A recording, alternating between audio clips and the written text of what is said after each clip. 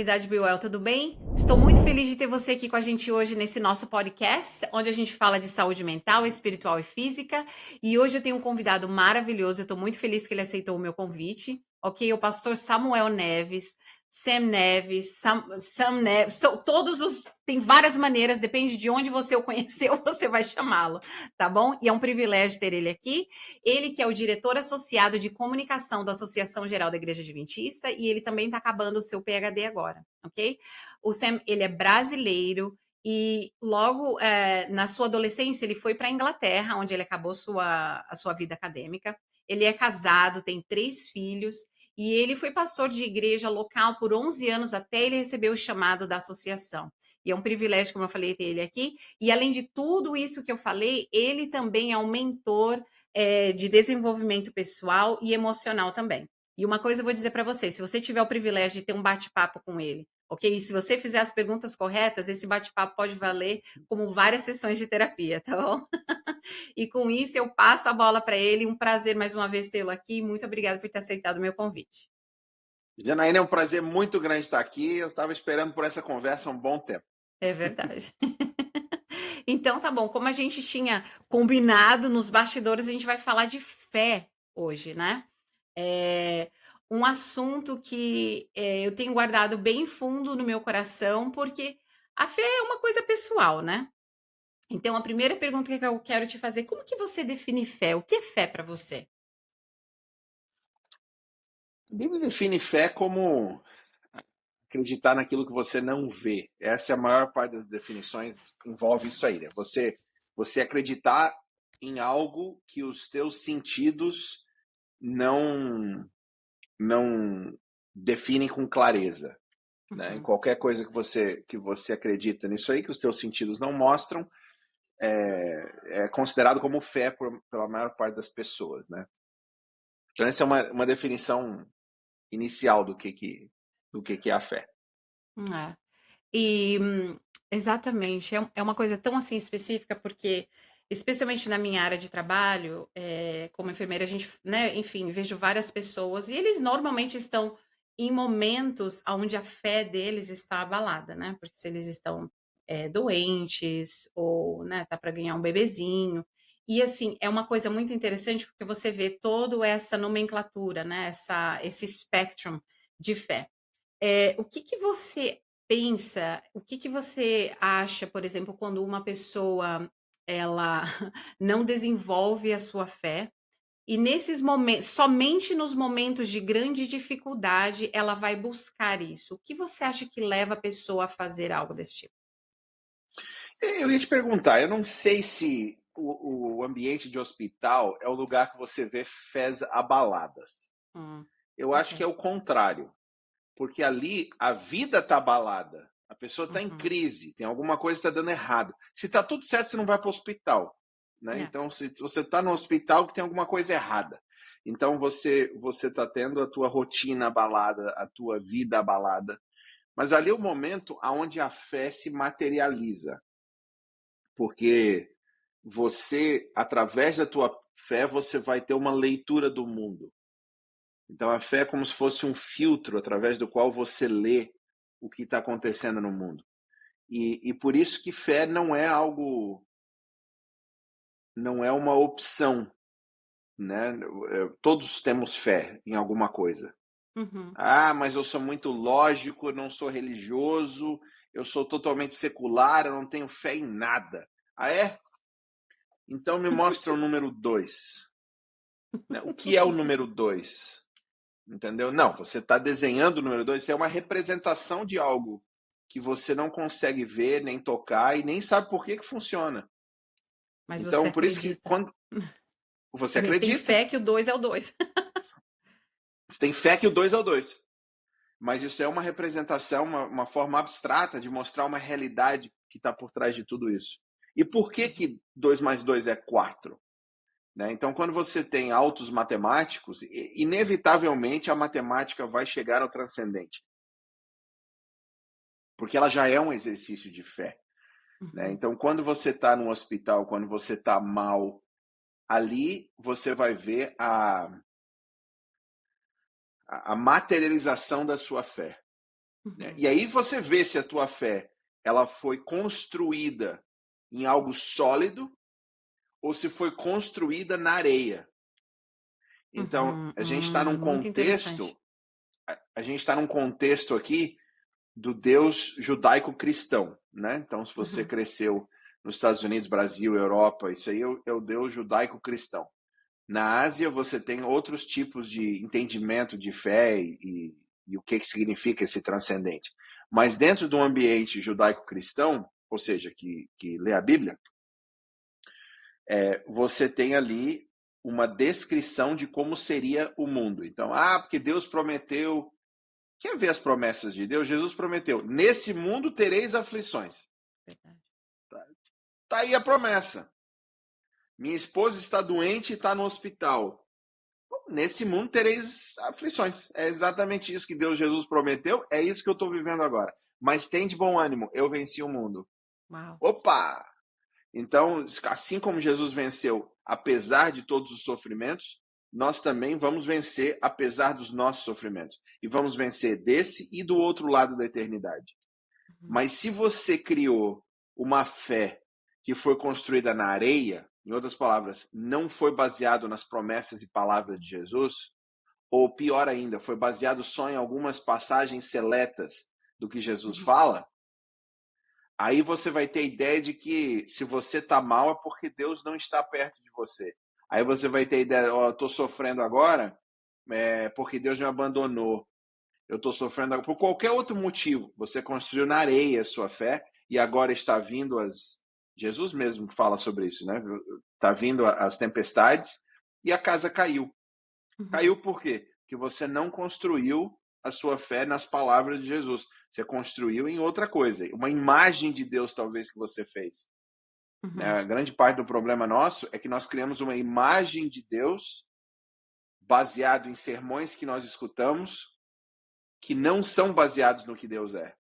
Então, a imagem de Cristo, a imagem de Deus que nós temos, não reflete a realidade de quem Deus é. E aí você está construindo na areia, de uma forma ou de outra.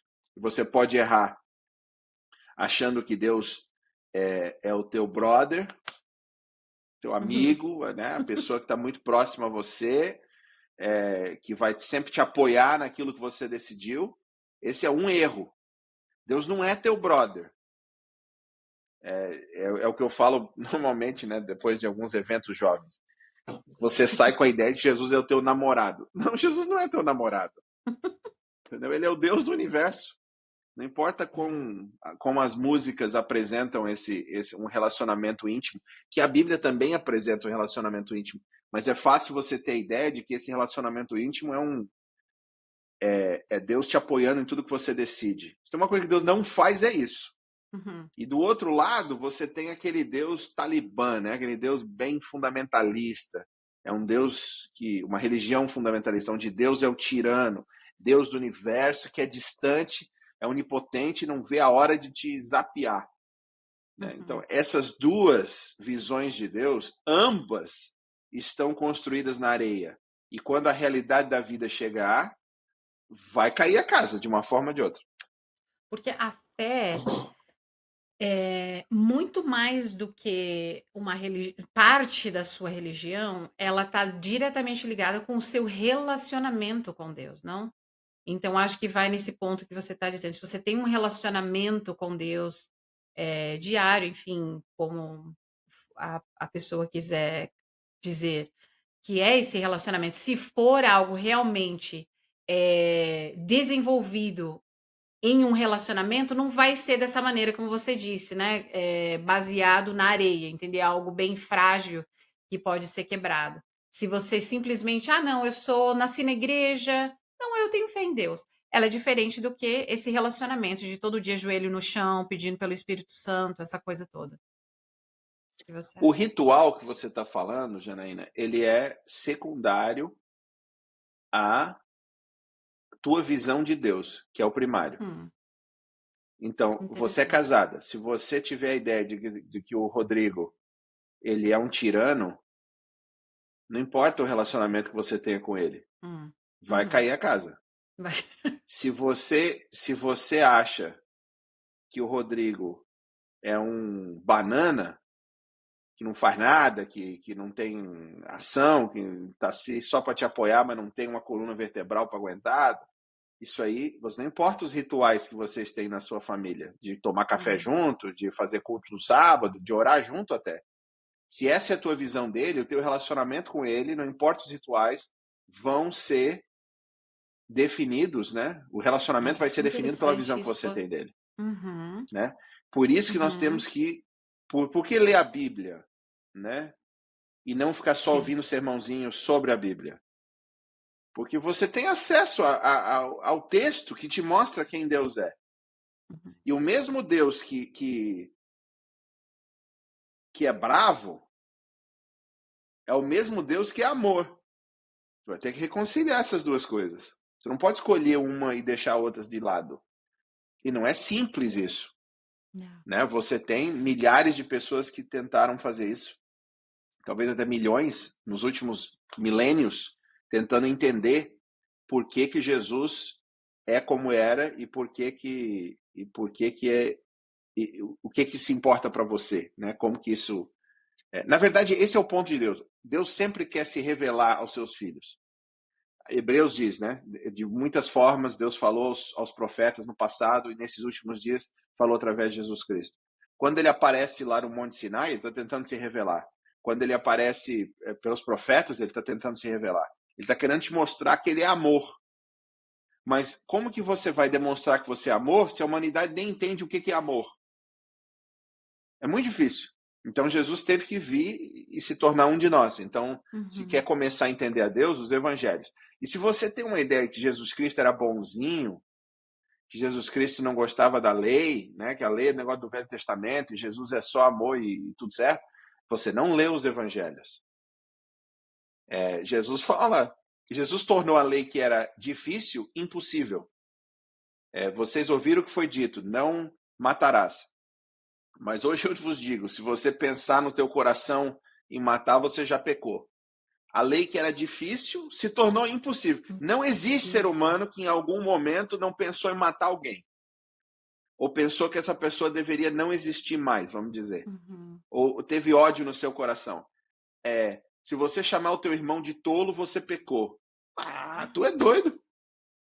Então, Jesus não é esse paz e Haja amor ovelhinha, hein? Pra gente que o pessoal sacrificar. que o pessoal acha que era. Não, ele tornou a coisa impossível. Se você acha que pode, vamos ver mais um exemplo. O jovem rico. Eu acho que hoje qualquer jovem que vive nos Estados Unidos é rico, né? A maioria do Brasil é rico É. comparado ao resto. Então, está falando com todo mundo. Primeira coisa, você quer a vida eterna? Então guarda os mandamentos. Já guardei. Ah, então ótimo. Você está pronto para o próximo nível. Vende tudo que você tem e vem e me segue. Entendeu? Então, o que era difícil, de repente, se tornou impossível para esse jovem. E para Zaqueu se tornou a coisa mais fácil do mundo, que também era rico. Né? A maior honra dele foi receber Jesus na casa dele. Ele Jesus estava nem preparado. precisou falar para vender, ele já estava dando tudo.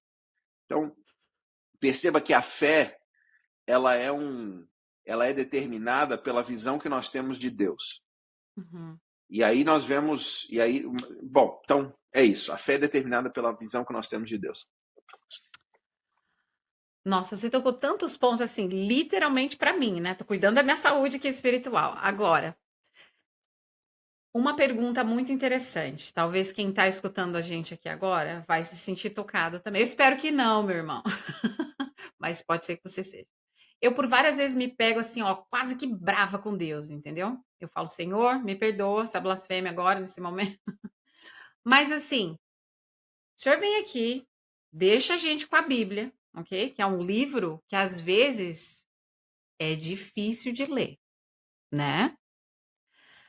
O mundo, a gente olha lá fora, essa maldade, essa coisa toda, e uma loucura, e dúvidas, e isso, aquilo, outro. E a gente tem que ser fiel. Ok, seguir os mandamentos não é tão difícil, né?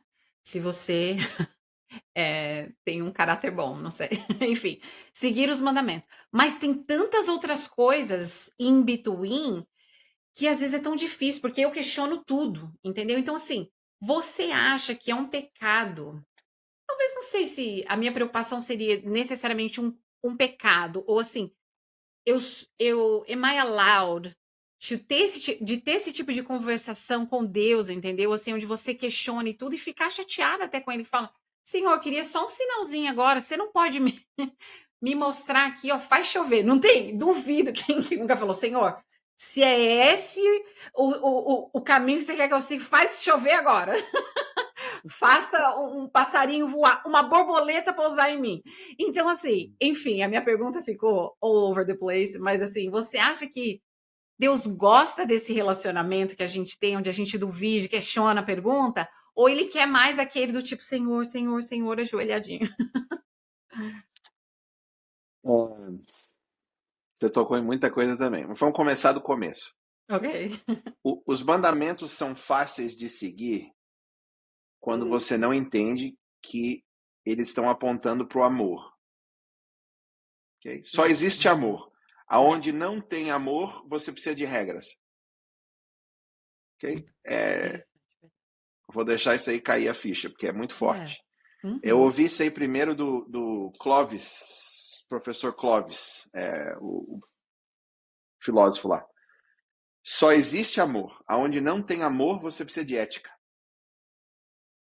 Você precisa de regulamento na sua empresa. Uhum. E o que é a regra? O que é a ética? O que é a lei?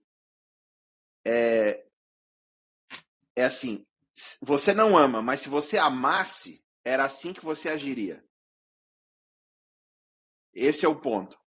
Você não ama, mas se você amasse, você daria pelo menos 6 meses pago quando a tua funcionária ficar grávida.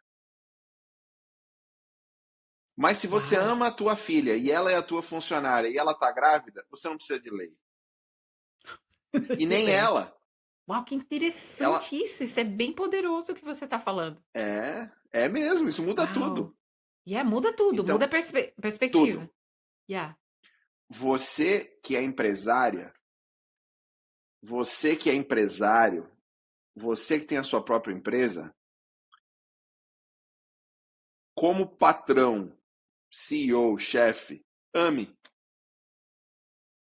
Ame os seus funcionários como se fossem teus filhos. Ame o teu próximo como a ti mesmo. É a Acabou. coisa mais simples do mundo. Então, tem gente que acusa a Bíblia de falar de escravidão e a Bíblia não condena a escravidão. A Bíblia está menos interessada em determinar o nome do contrato social que você tem e muito mais interessada em determinar que tipo de comportamento você vai ter entre o funcionário e o chefe. Nem existia palavra para servo e escravo. Era doulos. Em grego é a mesma palavra. Servo e escravo é a mesma palavra. Então você vai ver traduções que falam nós somos escravos de Cristo. Uma outra tradução da Bíblia fala nós somos servos de Cristo. Por quê? Porque é a mesma palavra para servo e para escravo, não tem diferença. Então a Uhum. Bíblia fala assim, ó, vocês escravos trabalhem para o seu chefe, né, o teu mestre, como se fosse para Deus. Ou seja, ame. E escravos e mestres tratem os escravos como filhos de Deus. Ou seja, teus irmãos, ame. Teus irmãos. Não importa o nome que você dá. Se você tivesse um mestre de escravos cristão no primeiro século, que seguisse as orientações bíblicas, ele ia tratar os seus escravos melhor do que os chefes hoje tratam os seus funcionários no século XXI. Por quê? Uhum. Amor. Lembre que o mestre deles é o mesmo mestre que vocês, diz a Bíblia. Então, só existe amor. Quando não tem amor, você precisa de regras. Ok? Então, isso aí é a primeira parte que você falou. É fácil guardar os mandamentos só se você vê como regras. Se você entende os mandamentos como amor, aí se torna impossível. Não é que é difícil, é que se torna totalmente impossível. Por quê? É só ler 1 Coríntios 13. Né? O amor é paciente, o amor é bondoso, o amor não guarda rancor.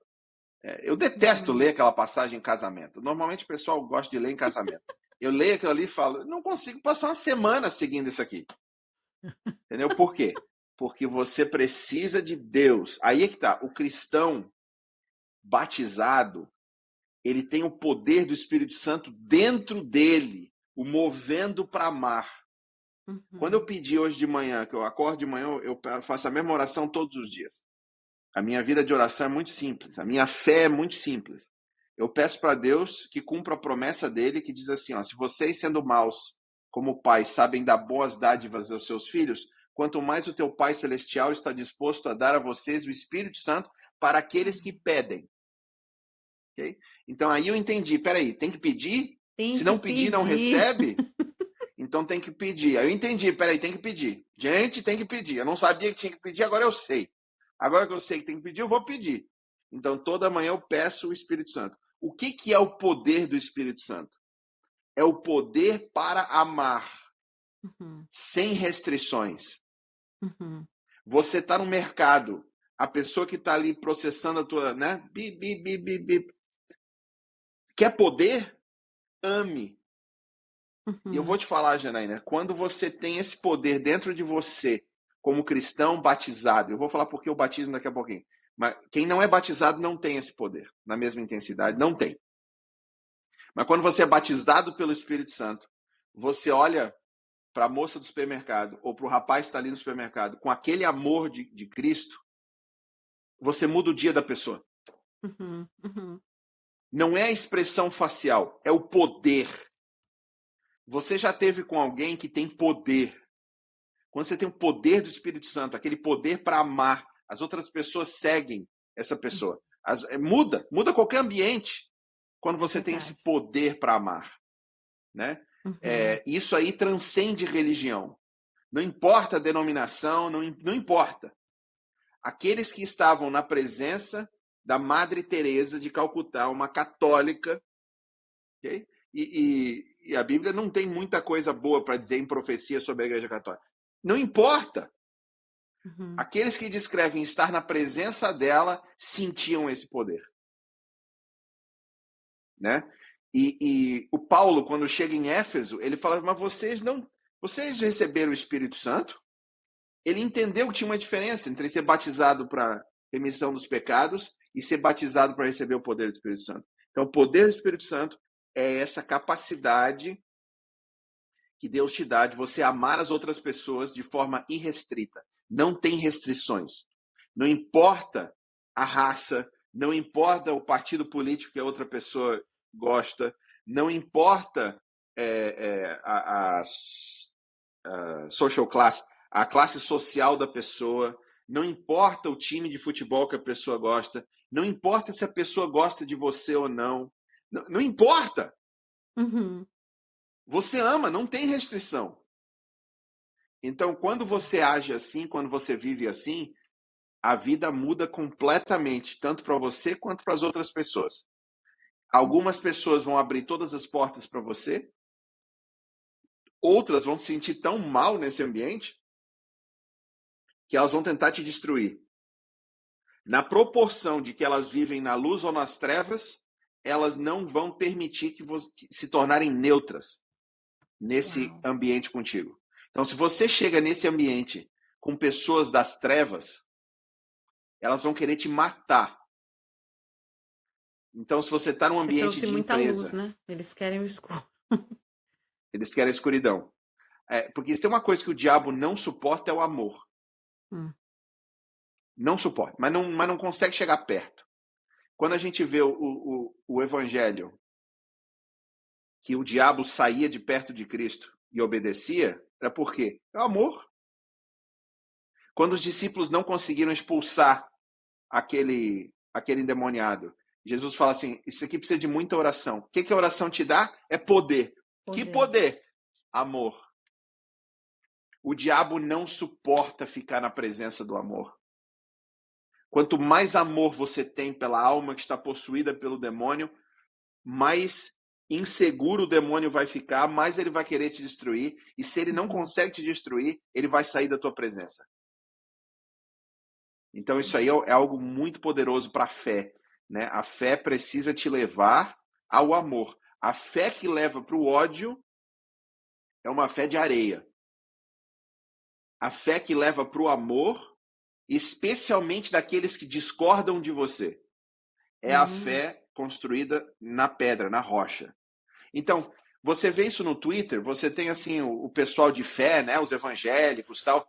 Tudo se Você tem degladiando. evangélico, você tem evangélico que gosta de que é mais conservador, que votou no Bolsonaro, que é aquele cara que a lei de Deus importa, nós estamos indo para o buraco, esse negócio dos gays e tal não pode, blá blá blá blá blá.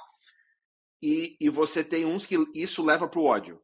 Uhum, Ao uhum. mesmo tempo, você tem o outro lado, o evangelho que gosta de falar de amor, que gosta de ajudar as pessoas, que está preocupado com aqueles que estão sofrendo, provavelmente votou no Lula, é a pessoa que está preocupado com o homossexual sendo rejeitado da igreja. Mas se essa pessoa desenvolver ódio pelo outro, porque tem gente que aceita todos, a não ser aqueles que discordam com eles. Okay? Isso aí é o pessoal mais de Uhum. esquerda, né?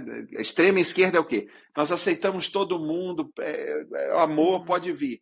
Eu só não aceito aqueles que discordam comigo. Aí eu vou para a briga mesmo. Eu vou usar palavras terríveis. Eu vou. Isso aí é areia. Não vai suportar a É. tempestade. Então, O quer ficar fundamento é no ódio, sólido? né? A tua fé está levando para você genuinamente amar e orar e querer o bem do outro? Porque se não for isso, aí você tem que se perguntar várias vezes por dia: que poder Uhum. que eu tenho dentro de mim que não é do Espírito Santo, que não está me levando para o amor? Uhum. É. Uau, muita coisa também, né? Você sabe que eu tenho uma lista de perguntas, né? Eu quase que não, eu acho que perguntei duas da Manda. minha lista, porque a gente vai falando, aí vai surgindo os assuntos daquilo que a gente está falando e não chega, né? Mas é bom, porque eu acho que Isso assim é mesmo. que. Então, deixa eu te fazer uma pergunta. Você se considera uma pessoa fundamentalista? Sim. Ok. Eu estava assistindo hoje uma entrevista com o Richard Dawkins. Acho que eu Hum. não. Acho que eu falei o nome dele certo. Richard Eu Dawkins, sigo isso mesmo. ele assim há um tempo, não por motivos do tipo, eu sigo porque eu admiro, porque ele é realmente um ateu fortíssimo, né? E eu me lembro na minha época de faculdade, quando eu fiz biologia, a minha vida toda eu queria discutir com ele, né? Vários assuntos, e ele sempre muito forte e tudo. E nessa entrevista ele fala que um dos grandes perigos da sociedade são os fundamentalistas, porque você acredita, por exemplo, piamente numa coisa onde você não tem fatos, provas e tal. Vindo do ponto dele, ele acredita que ele tem fatos e provas, né? Por exemplo, do evolucionismo, Big Bang e várias outras coisas. E aí eu pensei assim, como a gente é hipócrita, né? Porque na realidade ele não tem prova alguma do que ele está falando. E ele também está sendo fundamentalista no ponto de vista dele, certo? Mas assim, ele estava falando completamente voltado ao cristão, entendeu? Fundamentalista, que tem a fé e acredita num Deus, onde na realidade é mais fácil acreditar que a vida veio do básico e foi para o complexo. E não começar do complexo de um Deus criador do universo e ir para o básico, que somos nós, seres pecadores e tal. E então, assim, vindo desse. Quando eu ouvi ele falar, eu falei assim, gente, talvez realmente ser fundamentalista é uma coisa perigosa. Porque quando eu penso fundamentalista, e aí você vê que depende do ponto de vista da pessoa, o fundamentalismo, para mim, ele também pode ser igual, assim, fariseu, entendeu? Ó, eu não quero, porque você falou que você é fundamentalista, eu tô querendo, assim, a gente discutir para eu, de repente, até formar essa minha opinião, que eu fiquei assim, fiquei na dúvida agora. Enfim, é, então, se você. Como é que eu vou expressar isso? Se você está fundamentado simplesmente na fé e aonde existem as regras, as leis e essa coisa toda, e você vai seguir tudo isso, aonde que a gente vai achar espaço para o amor? Aonde você vai, aceitar, vai conversar, por exemplo, o ladrão na cruz, entendeu? Assim, teve room ali para Jesus ter aquela conversa com ele e quem sabe ele vai estar no céu. Você entende o que eu quero dizer? Faz sentido o que eu falei? Faz É... total sentido. Ok, então vamos lá. Ó, grande parte da onde a gente se perde e aonde a polarização acontece é na definição, na falta de definição das palavras. Uhum, Palavras são palavras. uhum, Elas significam alguma coisa. E elas mudam de sentido no decorrer dos tempos. uhum, Então você tinha uma palavra que significava uma coisa, aí depois todo mundo começou a usar de outra forma, ela se tornou outra palavra.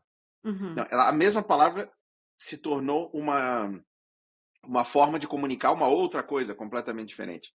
uhum, Então, quando você fala de fundamentalista, a pergunta que você está me fazendo é o que isso significa para você. uhum. Aí você vai definir o que significa para você e outra pessoa para ela e etc. Então, Exato. antes de você ter uma discussão, você precisa concordar com a outra pessoa o que essa palavra vai significar no contexto dessa conversa, Uhum, né?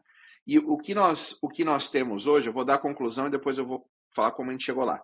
O que nós temos hoje é uma total erosion. Como é que fala com ferrugem? Você vai... erosão? Erosão. Ok. Dos significados, né? Então Uhum, você tem uma palavra fundamentalismo, você tem outra palavra amor, você tem várias palavras. O uhum, que acontece é que hoje é impossível de nós conversarmos um com o outro. uhum, É como se as nossas filosofias nos últimos 100 anos tivessem construído uma torre de Babel tão uhum, absurda que nós vamos tirar Deus do seu trono e não vamos precisar mais dele, que uhum, agora a nossa sociedade está cada um indo para o lado, polarização, grupos, porque nós não conseguimos mais entender um ao outro. Lembra da Torre de Babel? A Estamos falando confusão outras foi tão línguas, né? grande, a gente começou a falar outra língua. E aí o que Uhum, acontece? Você entra numa bolha do YouTube, você começa a seguir algumas pessoas que falam uma linguagem que você entende. uhum, Você está falando português com todas elas. Você entende português. É uma língua que você é português, ok. Mas elas falam coisas diferentes.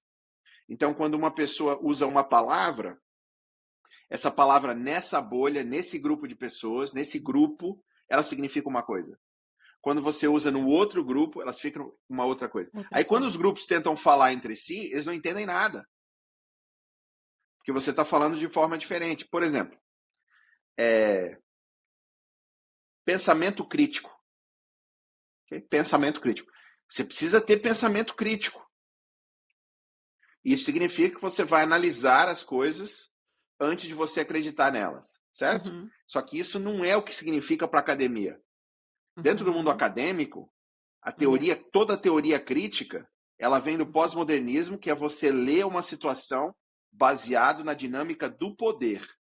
uhum, Okay? Então você vai ler uma sociedade, quem tem poder, quem que não tem poder, poder. Eles estão fissurados com poder. Então quando uhum, você fala sobre Critical Gender Theory. Então, é a teoria crítica de gênero. Eu não sei se uhum, é isso em português. Critical Race Theory. Teoria crítica de raça, racial. uhum, Isso não é uma análise sobre raça. Isso é uma leitura dos relacionamentos raciais sob a lente do poder. É um termo técnico acadêmico. Só que ninguém, além da academia, entende isso. E se você, a maioria que está num mestrado não entende, talvez um doutorado vai começar a entender. uhum, Eles acham que é simplesmente um pensamento crítico, ou seja, um pensamento analítico sobre aquilo. Você vai entender primeiro antes de usar. Outra coisa, deconstrução. Vai deconstruir esse pensamento. Deconstrução é uma técnica desse critical theory, dessa teoria crítica. uhum, Então, mais uma vez, é uma palavra que significa diferentes coisas para diferentes pessoas. E você vai criando esses grupos e de repente, é impossível de se conversar. Por quê? uhum, Porque esses grupos... E aí você tem os metagrupos, né, que eu diria que são os partidos políticos. Né? Você vai ter outras religiões, que você vai criando esses metagrupos. E tudo isso é uma torre de Babel que está cada vez nos separando e vai nos destruir, né, se a gente não acordar. E aí Deus chama o povo dele para sair da Babilônia em Apocalipse, né? Sai dessa confusão. E eu acho que a sair da confusão, a única forma de você sair da confusão é você amar o outro a ponto de prestar atenção no que ele está querendo dizer e não no que você acha que está entendendo. É você tentar se comunicar com o outro com amor. É impossível. Sair da Babilônia é amar. É isso que significa. Porque se você ama, você não vai seguir sistemas de opressão. É impossível. Então, isso é um dos pontos que você levantou. Agora, sobre o Dawkins, especificamente. Ele é interessante, né? Fundamentalista. Se você acredita, na minha definição, se você tem alguns princípios que fundamentam tudo que você crê e a forma como você vê o mundo, você é um fundamentalista.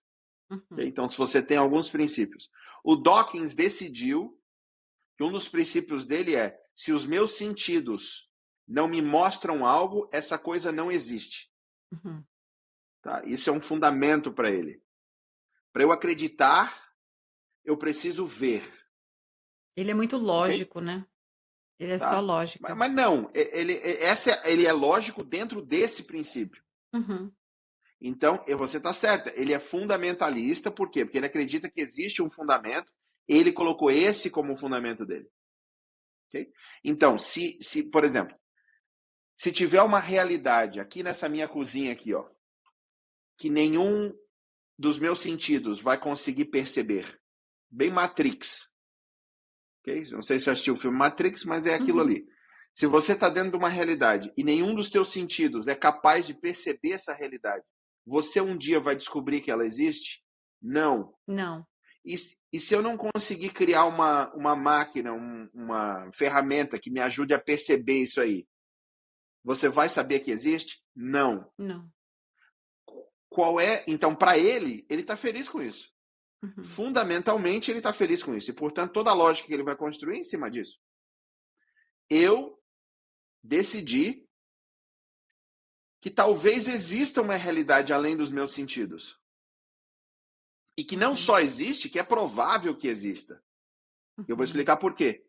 Então, eu acredito que essa realidade última, né, essa realidade além do que a gente consegue perceber, ela se revelou para a gente. Assim como o Morfeu alcançou o Neo, né, o Keanu Reeves lá do Matrix, assim como o Morfeu trouxe, se revelou, a realidade última se revelou para o Neo, e aí ele conseguiu sair do Matrix, da mesma forma, eu acredito que Deus se revelou para nós. Primeiro, por que eu acho que precisa de revelação? Né? Tem vários motivos. Um dos motivos principais para mim é o que a gente chama em inglês de fine-tuning, né? Que é a ideia de você ter várias medidas físicas, né? De leis físicas e matemáticas e químicas e etc. E que qualquer uma delas levaria ao fim da vida ou à falta de nascimento de vida. Então, por exemplo, a distância entre a Terra e o Sol é 1% mais perto do Sol, não teria vida na Terra. 1% mais longe do Sol, não teria vida na Terra. Então, a probabilidade de nós estarmos no lugar certo é mínima. Então, ela em si só é mínima. Mas talvez aconteça. Tá? Então, isso aqui é um dial, né? Dial é um botão, tipo botão de volume, sabe? Que você aumenta e diminui. Então, é um desses. Mas tem outro. A polarização da Terra. Ela está exatamente nesse ângulo, do jeito que está. Né? É outra. Está 23,5, se eu não me engano, o ângulo da Terra. 22, não tem vida na Terra. 25, não tem vida na Terra. O material que está no centro da Terra cria um magnetismo que impede que o Sol, que os raios que destroem material orgânico, impedem que entre dentro da atmosfera. Ok? Se tivesse uma outra compostura de metais, isso não aconteceria. Olha que E existem centenas, Janaína, centenas desses. Eu estou Uhum. falando só de física. Se a gente for para química, é outras centenas. Para Nossa, é. biologia, outras centenas. Então, você que me diz, matematicamente, qual que é a probabilidade de todos eles estarem perfeitamente alinhados para ter vida na Terra? Eu Uhum. não tenho fé suficiente para acreditar que isso foi uma coincidência. Você entendeu? Então, Exatamente. Isso então vai, esse, desculpa. isso é um só dos fatores, né? Que para mim eu falo, peraí, alguém teve que processar isso. Isso é um negócio tão sério que os matemáticos e físicos que olharam para isso aí nos últimos 20 anos, eles falaram assim, e se a gente tivesse multiversos? Porque se tivesse um número infinito de universos, em um deles ia ter Uhum. uma Terra que tem vida, que é o que nós temos hoje. Uhum.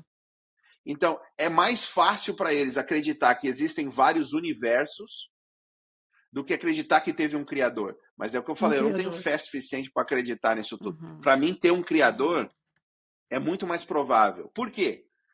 É porque ele se revelou. Uhum. Mas como é que você sabe que ele se revelou? Só existe uma pergunta que importa, Janaína, para a fé. Todas as outras são resultado dessa. Jesus Cristo ressuscitou dos mortos? Sim ou não? Essa é a única Sim. pergunta que importa.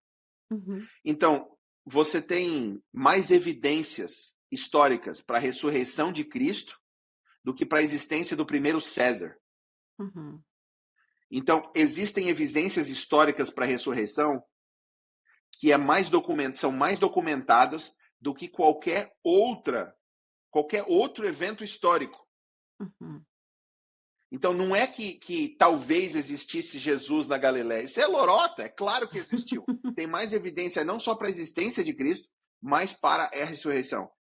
Então, calcula, eu vou dar uma só, né? Uma só. O cristianismo facilmente, através de escritos, volta para a Galiléia no primeiro século. E volta para os escritos desses discípulos que escreveram. Não eram só esses evangelhos, teve vários outros. Então, esses homens existiram. Ok, ótimo. Mas por que Jesus ressuscitou? Porque eles não tinham nada para ganhar em dizer que Jesus ressuscitou. Não.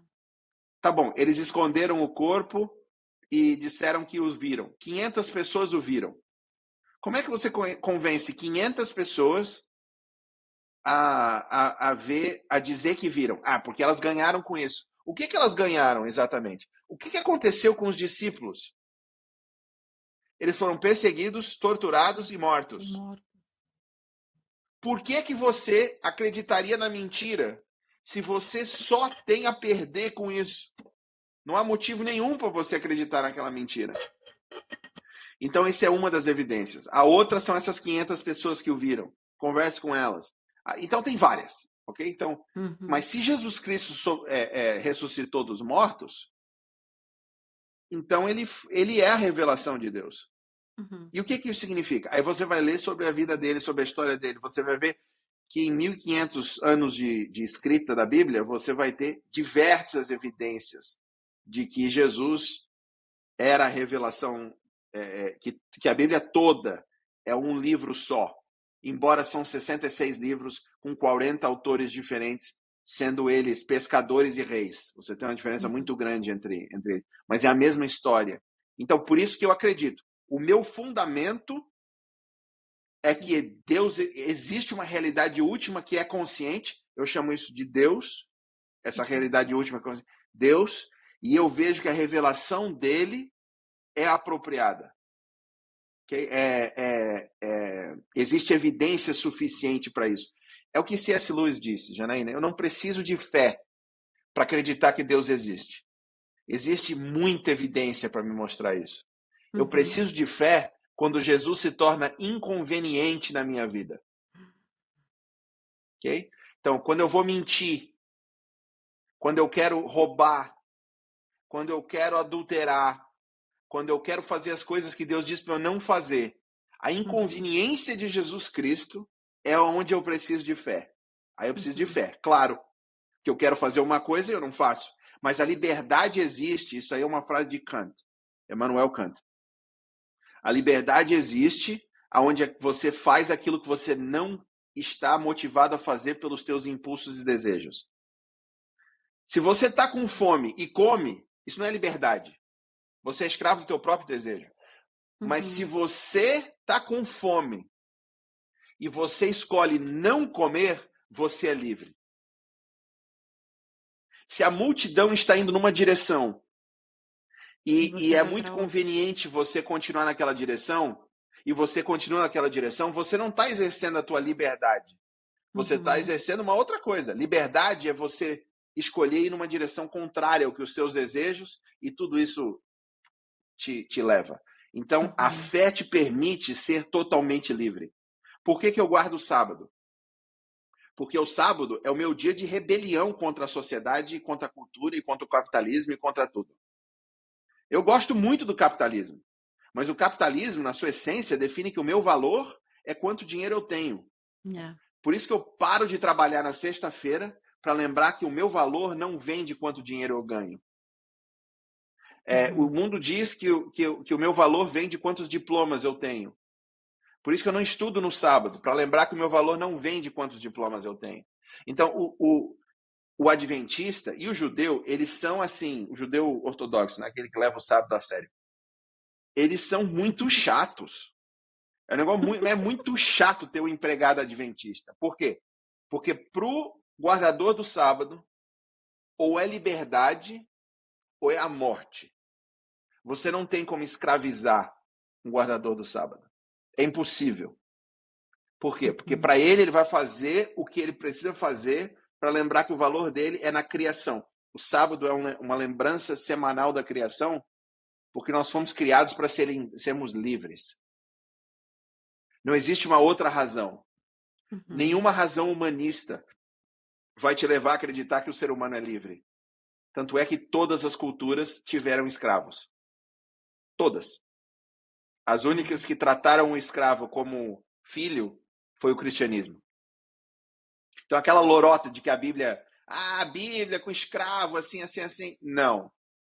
A Bíblia tinha regras muito claras do que fazer com escravo, que eram mais sofisticadas do que as leis trabalhistas de hoje. Elas demandavam mais, tanto do mestre quanto do escravo, do que as leis trabalhistas de hoje. Mas era uma outra época, era uma outra era. Mas vários cristãos usaram a Bíblia para manter a escravidão. Tem gente que usou a Bíblia para genocídio, tem gente que usou a Bíblia para coisas terríveis. O próprio nazismo usou a Bíblia. Né? Eu acho que vai ter um lugar especial no inferno para quem usa a Bíblia para maltratar os outros e para odiar os outros. Né? Porque você está usando a palavra de Deus para fazer aquilo que Deus não quer que aconteça. Então, é claro que cristãos usaram, mas foi a fé de outros cristãos usando a Bíblia que trouxe o fim da escravidão, tanto na Inglaterra quanto nos Estados Unidos. E como consequência disso, no Brasil. Por que a princesa Isabel assinou a Lei Áurea? Você já estudou sobre isso? A gente estuda na escola, né? Mas a gente sabe que ali tinha uma lorotinha, né? Porque faz parecer ela toda bonitinha, boazinha, ela assinou a lei, mas na realidade que ela tinha vários interesses para ela, né? Não tanto. Ela só tinha um interesse, a igreja, os padres. Quando o Dom Pedro II foi para a Europa, na verdade não. Quando ela assumiu o poder, ela era muito influenciada pelos padres. De repente, a igreja assumiu o poder do Brasil. A igreja católica. Ok? E o que foi que esses padres, que eram os únicos que entendiam a Bíblia direito, apesar de tudo de mal que a igreja católica fez, e não foi pouco, foi a influência desses padres, líderes religiosos que liam a Bíblia, que a levaram a assinar. Porque o valor do ser humano era incompatível com isso. Okay? Então, tem muita coisa tem muita conta, né, que é entregue na porta de Deus que não pertence a ele. Então, nenhum país do Ocidente aboliu a escravidão que não tinha crente que acreditava na Bíblia, falando que precisava fazer isso por motivos bíblicos, porque é isso que Deus queria e acreditava. Então, se não fosse o cristianismo, não teria fim. na escravidão, em qualquer país. Tanto é que onde não existe cristianismo, ainda existem várias formas de escravidão. De escravidão. Então, a fé tem um efeito direto. Última coisa sobre esse assunto. No judaísmo, você faz primeiro e depois acredita. Então, a fé é uma consequência das ações. Isso é o judaísmo. Okay. Por isso que o judeu é visto como legalista. Okay? Porque ele tem uma ênfase no fazer. Até tinha alguns rabinos que falavam assim, ó, você não precisa acreditar em Deus. Você só precisa fazer o que ele manda. Okay? You don't have to believe in God, just do what he says. Você não precisa acreditar em Deus. Só faça o que ele manda, vai dar tudo certo. Porque o judeu acredita que é no fazer que você consegue ter fé. A fé é um produto do fazer. E o cristão tem uma conversa diferente. O cristão fala assim, ó, não, primeiro você acredita. Okay? A fé vem primeiro. Aí depois que você tem fé, você passa a fazer. Então, o adventista fala assim, ó, eu acredito que eu sou salvo. Por eu estar salvo, eu vou guardar a lei. E os evangélicos também, é basicamente a mesma coisa. Então, mas aonde que está essa diferenciação? Eu acredito que são os dois. É uma dança. É impossível você acreditar sem você fazer. Porque o cristianismo não é um convite para ter um diploma universitário. O cristianismo não é um convite para você ter uma ascensão intelectual a uma verdade. Tá? A fé cristã, ela é baseada em ações. Como assim? A fé é baseada nas ações. Tá aí o legalismo adventista de novo. Por que a Bíblia fala que a fé sem obras é morta? Né? Por que o próprio Paulo diz que nós somos recriados em Cristo para fazer as boas obras que Deus preparou para nós fazermos? Porque o fazer informa a fé. E a fé informa o fazer. Então a nossa ação e a nossa crença é uma coisa depois da outra. Por que isso? Por causa do amor. Quando eu encontro casais que não estão bem no relacionamento, antes eu tinha a minha terapia de casais, né, para salvar casamento, era conversando com o homem e com a mulher. Hoje eu nem preciso mais falar com a mulher. Hoje só, sério, uns 6 meses só com um cara, a gente salva o casamento. Já resolve. Já resolve, né? Porque o problema, na verdade, sempre é o homem, né? Então, às vezes o problema é a mulher. A solução do casamento normalmente é o homem. É muito raro que a solução venha através da mulher. E tem vários motivos para isso, que a gente pode fazer um outro podcast sobre isso.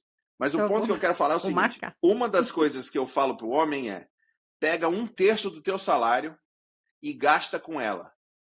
Com coisas que ela ama e que ela gosta. E pega 1/3 por 6 meses. Tô achando ótimo. E gasta com ela. Dá coisa que ela gosta, leva ela para os lugares que ela gosta. Presta atenção nela e gasta dinheiro com ela. Jesus fala assim, ó, aonde está o teu tesouro, ali também vai estar o teu coração. Então, primeiro é o tesouro. Primeiro você faz, primeiro você investe, primeiro você gasta. E como resultado disso você ama.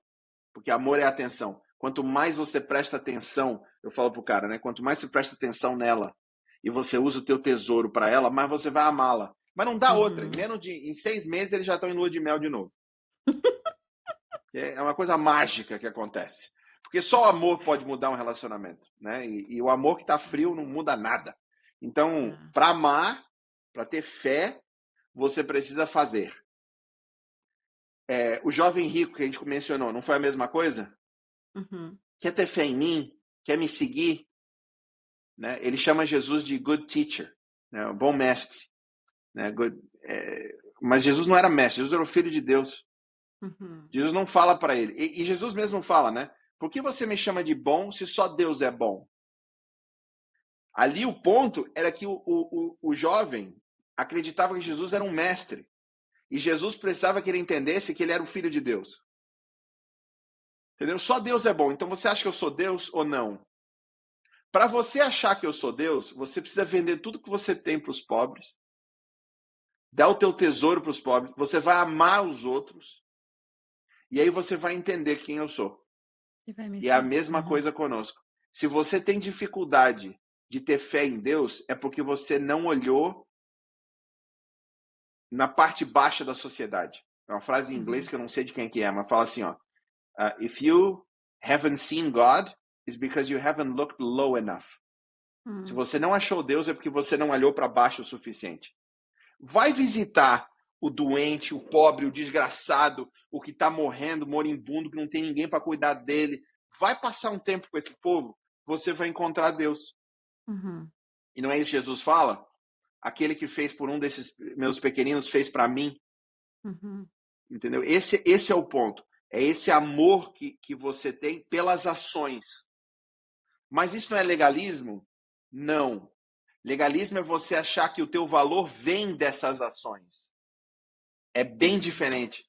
Legalismo é você achar que você acerta a tua conta com Deus através do que você faz. Nada do que você faz vai acertar a tua conta com Deus. É impossível você pagar.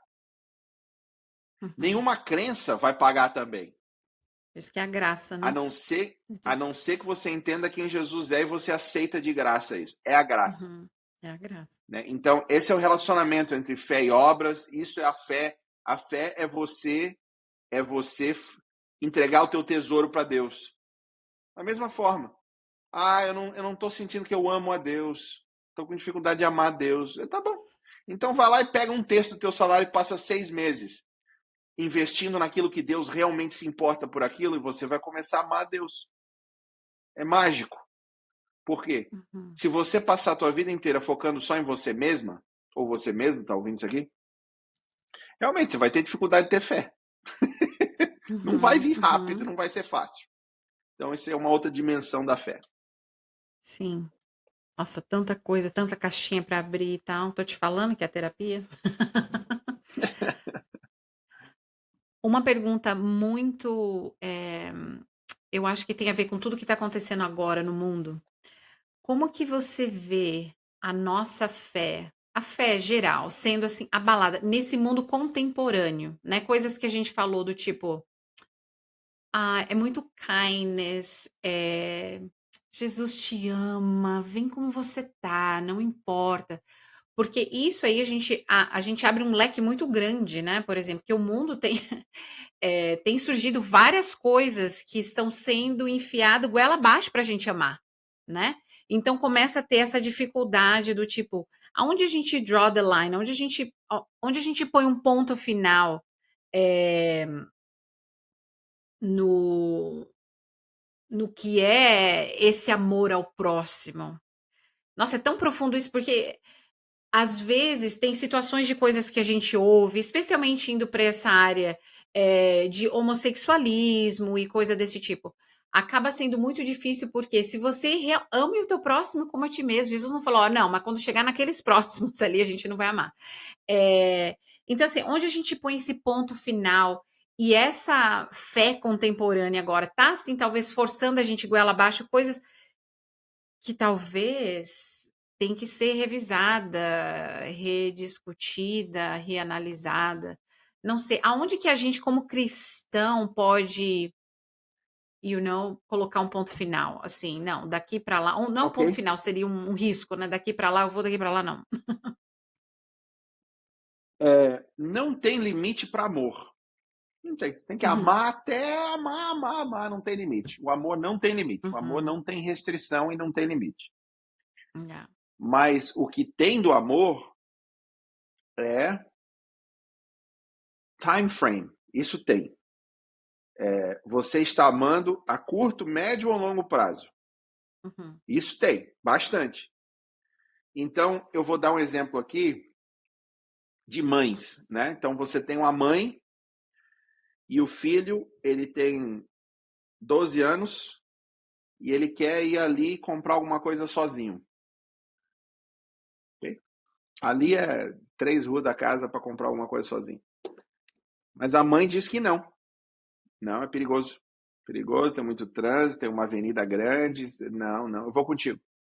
Ou eu te levo lá. Okay? Por quê? Porque eu te amo. Eu não quero que você se machuque. uhum, Certo? Nobre, né? uhum. Mas esse amor Boa é mãe. amor a curto prazo, médio prazo ou a longo prazo? Por quê? Porque essa criança que está sendo super protegida, ela não vai ter o que ela precisa ter para poder se desenvolver. Então, a criança super protegida pela mãe, ela se torna narcisista, ela só pensa nela, ela não tem dificuldade em magoar os outros, ela é uma pessoa terrível. Ela não tem autonomia. Com 30 anos, esse moleque ainda vai estar jogando videogame no basement da mãe, né, na casa da mãe. Então, qual que é curto prazo, médio prazo ou longo prazo? E esse amor é um amor egoísta ou um amor de verdade? Quando a minha Colocado mãe, dessa maneira, egoísta. né? Quando a minha mãe vendeu a casa e me mandou estudar na Inglaterra para aprender inglês, isso foi amor ou não foi amor? E as pessoas que foram lá em casa dizer que vai destruir o futuro, vai jogar a casa fora, se você amasse teu filho, você ficaria com essa casa para ele poder ter alguma coisa? Não, você vai para a Inglaterra, meu filho. E depois de 3 meses que eu quis voltar, que eu não aguentava mais, que eu estava sofrendo, e estava sofrendo mesmo. Escola secundária na Inglaterra, que nem o Harry Potter, sabe? Com gravata todo dia, eterno, aquelas disciplinas, etc. Eu detestava aquilo. Eu vim de Florianópolis, então é praia, é amigos, eu tinha uma liberdade muito grande. E eu falei para a Nossa, que mãe, chega, mudança. estou sofrendo, quero voltar, quero voltar, quero voltar. E a minha mãe falou assim, não, você não vai voltar. Você vai sofrer, não tem problema. Mas você vai vencer, meu filho. Eu falei, mãe, ou eu volto ou eu me mato. Eu falei, então tu te mata, meu filho, porque voltar tu não vai. Isso foi amor ou não foi? E a que prazo? Então, só essa frase, numa geração de mimimi que nós temos hoje, é uma frase, não, peraí, pastor, não, tua mãe Nossa é louca. Senhora. É Ela iria louca. pra cadeia. Né? E esse negócio de mental health e saúde mental e essa coisa toda. A razão por que eu tenho uma saúde mental boa hoje, posso ajudar tanta gente, é por quê? Porque eu aprendi resiliência, eu aprendi como lidar com frustração, eu aprendi a ser paciente com as situações. Como é que você aprende a ser paciente se você nunca tem que viver frustrações, porque a mamãe está sempre ali cuidando? Yeah. Esse amor é a curto prazo, a médio prazo ou a longo prazo? Uhum. A mãe sabia que eu estava usando de chantagem emocional. Uhum. Ela é minha mãe. Ela Ela me estava à gerou. frente de você, né? Ela cresceu comigo. Ela sabia como eu usava essas coisas. Mas ela me amava tanto. Mas por que ela me amava tanto? Porque a mãe tinha uma visão de Deus que ia ter um propósito na minha vida. E esse Uhum. propósito era ajudar o mundo. Ela sempre soube disso. Hoje eu estou vivendo na Associação Geral. Minha vida é viajar e ajudar pessoas do mundo inteiro a oferecer cuidado pastoral online, né? Que é oração e acompanhamento para as pessoas que estão mais desesperadas. Nós estamos oferecendo agora mais de 550 mil pessoas no mundo. Né? Eu lidero um time de 130 pessoas que faz isso, oferece cuidado pastoral na internet. E outras coisas. A mãe sempre teve essa visão porque achava que isso veio de Deus. Você acha que ela ia sacrificar a liberdade, o amor e o bem-estar eterno de milhares de pessoas que ela acreditava que estariam no céu pelo meu ministério porque eu estava desconfortável com a escola secundária? Não. Na Inglaterra? Que amor? Entendeu? Quando a gente fala de amor, está falando de qual amor? Então, quando você vê LGBT, por exemplo, esse assunto tão controverso que existe hoje, a Bíblia é clara, Deus criou homem e mulher. Ele criou Adão e Eva, ele não criou Adão e Estevão. Uhum. Entendeu? Então, como que Deus criou a sexualidade humana? Ele criou a sexualidade humana para ser expressada dentro do contexto de casamento monógamo entre um homem e uma mulher. Foi o que ele criou. Ah, mas a Bíblia tem vários exemplos de poligamia e disso, daquilo. E tem leis contra, e Deus, no final da história, no Novo Testamento, deixa claro o que é. Mas as pessoas são criadas, né, elas foram criadas à imagem de Deus e elas têm uma atração pelo próprio sexo. Não foram criadas assim. É claro que depois de muito pecado que nós temos nesse universo inteiro, é claro, eu acredito que algumas pessoas elas têm propensão biológica, inclusive, a ter atração pelo próprio sexo. Mas a Bíblia não faz diferenciação entre sexo e gênero. Uhum. Essa diferenciação é uma diferenciação que é feita hoje. Hoje. Tá? E há 50 anos para trás não existia essa diferenciação. Então, o movimento gay da década de 70, né, que começou a mudar as leis de países e etc., né, ter aquele movimento todo para isso, eles não faziam distinção entre sexo e gênero. Isso só aconteceu nos últimos 20 anos, 30 anos, 40 anos no máximo. Okay? Que cresceu todo esse movimento que tem até agora. Então, com certeza, a Bíblia não faz distinção entre sexo e gênero. E a Bíblia diz que intimidade sexual intimidade sexual de pessoas do mesmo sexo é pecado. Ela chama isso de pecado. Ela coloca isso como uma abominação para Deus e não tem lugar, né, dentro de pessoas que estão seguindo a Deus. É isso que a Bíblia diz. Agora, você vai amar a pessoa a curto, médio ou a longo prazo? Agora A você curto fechou o prazo, loop, tudo né? bem, vai, vive a tua vida, tá tudo certo, não tem problema.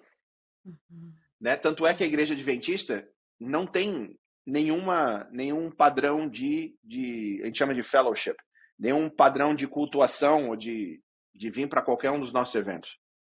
Então, o manual da igreja adventista não permite nenhum diácono expulsar um homossexual ou qualquer queer, né? Qualquer um que entrar, né? De qualquer forma. Nós acreditamos que é pecado. Tudo bem. A igreja é para os pecadores, mas não tem problema. Então, quando eu era pastor em Londres, uma vez, numa igreja bem conservadora, inclusive, entrou um casal de homossexuais, 2 homens dando mão dadas na igreja. O que a gente fez? Achou um lugar para eles sentarem, deu a Bíblia, convidou para o almoço. Não existe padrão para você fazer parte disso. A aceitação vai ser imediata por todos ali, não tem problema. Nenhum. Ah, mas você quer ser membro? Com voto, tal, poder. Membro, aí nós temos padrões bíblicos para membresia. Okay? Padrões bíblicos para membresia. Então você vai ter que seguir a Bíblia. Mas e se eu estiver namorando, digamos, um casal hétero, né? Eu tô morando com a minha namorada. Então você vai casar ou se separar, porque intimidade sexual não é bíblico antes do casamento. Então, intimidade sexual não é bíblico, fora do contexto de casamento, e casamento na Bíblia entre homem e mulher, é isso. Então, se o rapaz que é gay está morando com o namorado, não vai ser membro. Decidiu seguir os princípios de Deus. E aí que tem aquela visitinha pastoral, que hoje está se tornando muito temerosa. O pastor tem medo de falar essas coisas. Não pode ter medo. Você está amando essa pessoa a médio, curto, médio ou a longo prazo? Você quer que essa pessoa vive para sempre? É muito mais fácil ficar quieto. Mas se você tem que ter essa conversa, tem essa conversa. Eu, como pastor, eu nunca tive que ter essa conversa com homossexuais. As únicas vezes que eu tive essa conversa, e teve várias que eu tive, como a gente está tendo agora, sempre foi com heterossexual que estava preocupado, que a igreja odeia viado. Essa é a forma como eles expressaram. Por que a igreja odeia gays? Eu falo, não há necessidade de linguagem pejorativa, não gosto disso, mas gosto de ler a Bíblia. Isso eu gosto. E eu vejo que a Bíblia chama isso de pecado. Para mim não tem dúvida disso. Janaína, todo mundo pode ler a Bíblia do jeito que quiser. Não tem problema. Decidiu ler a Bíblia de outra forma, ignorar essas passagens ou ler de forma diferente, também não tem problema.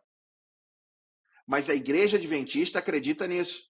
Então, na igreja adventista, vai vir para a igreja, vai estar ali, mas não vai ser membro, a não ser que decida ser célibe. É uma forma. Ah, mas é um peso muito grande para a pessoa. Okay? Mas você quer amar a curto, médio ou longo prazo? Você quer aliviar o sofrimento dela hoje ou você quer que ela vive para sempre? Isso é muito interessante. Ah, mas eu não concordo com isso na igreja adventista. Então vai, começa outra igreja. Não tem problema. Você é livre. Todo mundo é livre. Acredita que a Bíblia diz uma outra coisa? Vai lá e começa outra igreja e chama todo mundo que acredita a mesma coisa para lá. Mas o pastor adventista, né, que é a minha denominação, ele precisa, ela, né, dependendo de onde você está no mundo, tem pastoras também, ela ou ele precisa ser fiel à Bíblia e amar as pessoas a longo prazo. qual o prazo? Eternidade. Esse é o amor que a gente tem que ter. E isso vai para qualquer assunto. Você Uhum. precisa amar as pessoas a longo prazo a ponto de falar a verdade. É a mesma coisa com filho. Você não vai mentir pro teu filho só para ele se sentir confortável agora. Você tem uma filha. Essa é uma Uhum. tensão. Por dentro, você... Mas a minha filha gosta tanto desse joguinho aqui no iPad dela. Por ela joga várias horas. Eu vou tirar dela agora depois de meia hora. Ela vai chorar, não vai querer. Eu não gosto da minha filha chorando. Uhum. Mas você está amando tua filha a curto prazo, médio prazo ou a Nossa, isso longo é prazo? perfeito. Uhum. Uhum. Entendeu? Uhum. Sem Freud dúvida. dizia que a mãe, the perfect mother necessarily fails. A mãe perfeita necessariamente falha. Uhum. Porque a função da mãe é Olha. proteger. Então, se você for uma mãe perfeita que protege em todas as situações, o seu filho vai ser fracassado. Não tem Você vai criar alternativa. um filho fraco, né? Fraco. Você precisa não ser a mãe perfeita, ok? Para poder sobreviver isso aí. Para o teu filho se dar bem, para tua filha se dar bem, você tem que resistir. Uhum. Yeah. Eu aqui já analisei. Exatamente. Nossa, isso está sendo para várias coisas. Esse aqui teve até agora momento lar e família, quase. E não, fecha um loop, porque você começa a trazer para tantas coisas na vida exatamente essa questão. Você vai amar. Amei isso, vou usar muito isso agora. Curto, médio, longo prazo. Porque às vezes parece que você está sendo ruim, um carrasco, no caso, como talvez você acreditou que a sua mãe estava sendo, Certeza. sem não conseguir entender. É a mesma coisa do amor de Deus, né? Então, às vezes, a gente pede, voltando talvez lá naquela minha pergunta do começo: Senhor, Senhor, cadê? Me manda chuva, borboleta, você não está me dando um sinal e tal. E Jesus está quieto no silêncio. Por quê? É não. O silêncio de Deus é não, né? Então não vai, minha filha. É. Mas uau, yeah, muito forte. Mas eu acho que a gente, infelizmente, com muita tristeza no coração, vai chegando ao fim dessa primeira entrevista. Espero que é a primeira de muitas, que a gente tem muito assunto para trazer aqui. Mas, então, assim, a gente começou e falou muito sobre fé né, enfim, tocamos na fé de vários momentos e situações aqui. E talvez todas de um ponto de vista, talvez você tenha alguma fé, você pratica a sua fé e tal. Agora, para as pessoas que estão ouvindo e elas estão com longe de Deus, não estão, enfim, sentindo eh, nem um pouquinho perto, entendeu? De qualquer coisa espiritual, religiosa, Deus, fé e tal. Às vezes está se segurando por um fiozinho de cabelo, ou às vezes já até soltou esse fiozinho de cabelo também.